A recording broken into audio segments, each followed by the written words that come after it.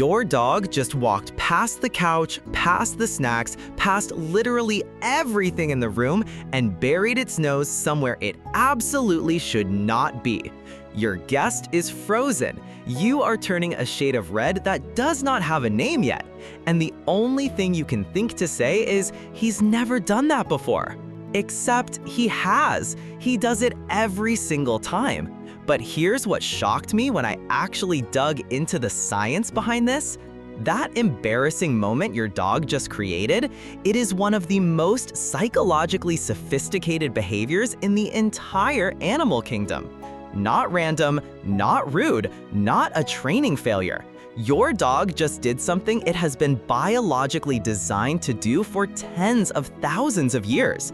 And once you understand exactly what is happening inside your dog's brain in that moment, you will never see your dog the same way again. Stay with me because what I am about to reveal will completely change how you read your dog's behavior. Let's start with something most people never think about. You and your dog do not live in the same world. You live in a visual world. We recognize people by their faces, their expressions, the way they carry themselves. Your eyes do the work of deciding who is safe, who is familiar, and who is a stranger.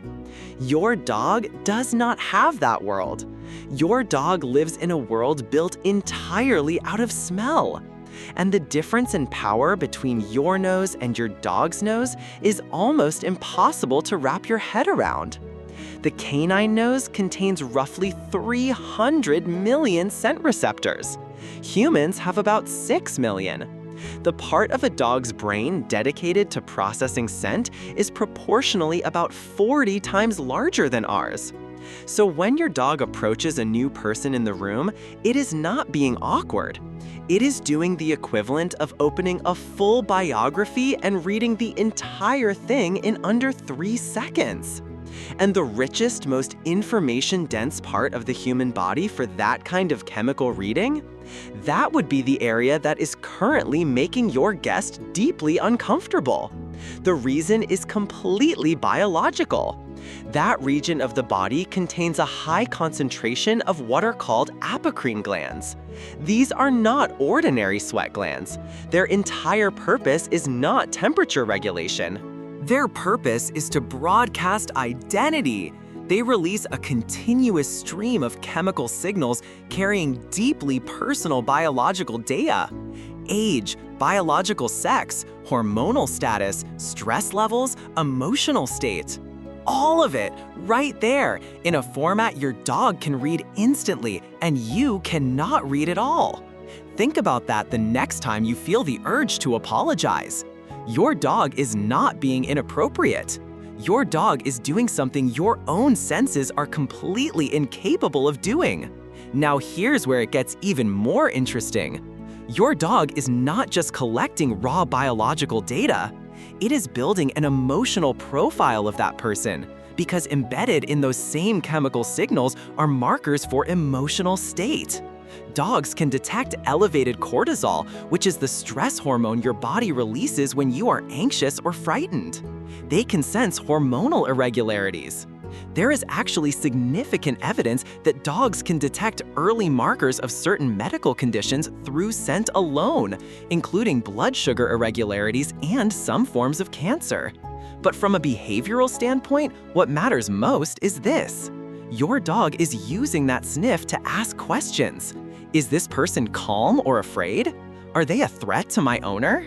Do I recognize their emotional signature from before? Should I trust them? The sniff is how your dog decides whether to extend trust before the relationship even has a chance to begin. While you are still deciding whether to offer coffee or make small talk, your dog has already run a full background check. Honestly, if dogs could talk, introductions would be a lot shorter. But here's the part most people completely miss, and it is the part that actually matters most. Not every dog sniffs every person with the same intensity. And the difference in how your dog approaches that behavior tells you something critically important about how your dog is feeling emotionally. A confident, emotionally balanced dog will approach a stranger, gather information, and then move on. It is purposeful, relatively brief, and calm. It checks in with you, looks at your face to read your reaction, and then settles. That behavior is called social referencing, and it is profound. It means your dog considers you its emotional anchor. Before it decides how to feel about the stranger in the room, it looks to you. Your reaction becomes the data it uses to calibrate its own response. That is not a small thing. That is your dog treating you as the most important source of information in its world. But contrast that with a dog that rushes strangers urgently, pushes past resistance, lingers far longer than the situation calls for, and barely glances back at you. That dog is not being a bad dog. That dog is telling you it feels emotionally ungrounded. It is trying to orient itself in a world that feels unpredictable, and it is searching desperately for answers its environment is not giving it. The sniff does not change, the intensity changes, and that intensity is the signal worth paying attention to. Now, genetics and early life experience play a massive role in how intense this behavior becomes. Certain breeds were developed over centuries specifically for scent work: hounds, retrievers, terriers. These dogs do not just sniff because they are dogs. They sniff because scent analysis is literally the job their biology was shaped around. Their brains find it genuinely satisfying in a way that a chihuahua staring at you from a handbag simply does not. No offense to handbag chihuahuas. Socialization history matters just as much. Dogs that had limited exposure to a wide variety of people during their early months often develop an elevated drive to gather information about strangers. What looks like pushiness or poor manners is frequently insecurity in disguise. A dog that never learned to feel safe around unfamiliar humans, compensating by trying to collect every possible piece of data before making a decision.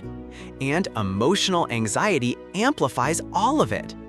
A dog carrying high baseline stress will escalate behaviors that would normally stay mild.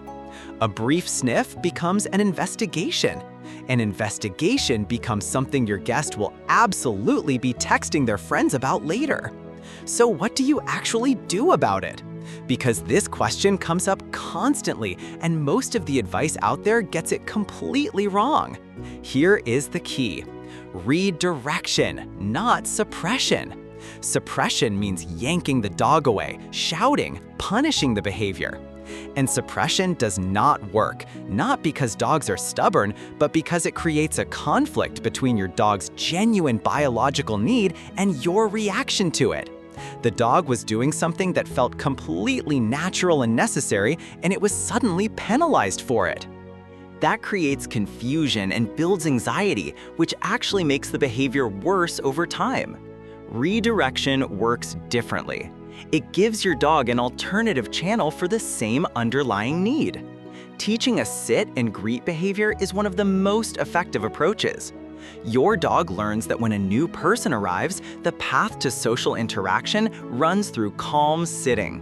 And from that position, a brief permitted sniff on the hand or lower leg is allowed before the interaction moves forward. This works because the emotional need is still being honored. Your dog is still getting the scent information it is genuinely driven to collect. It is just learning the socially appropriate way to go about it. Dogs taught this way do not become frustrated or conflicted. They learn the rules of the social world you share, and they follow them, not out of fear, but because they feel respected. And because you are, once again, the anchor they trust. So let's bring it all together. Your dog sniffs certain people with intensity because it is reading a chemical story that your senses cannot access at all. That behavior is biological, purposeful, and emotionally intelligent. The intensity of the sniff tells you something real about how grounded your dog feels. And that moment when your dog looks back at you after investigating a stranger, that is your dog telling you that you are its answer to every question the world is asking. Now, I want to ask you something genuinely. Has your dog ever reacted strongly to one specific person in a way that made you wonder what it was picking up on? Drop it in the comments, because some of those stories are incredible and I want to hear yours. If this helped you see your dog a little differently today, hit that like button. It really does help. Subscribe and ring the notification bell so you never miss what we are uncovering next. Because on this channel, we speak dog, and there is so much more to say.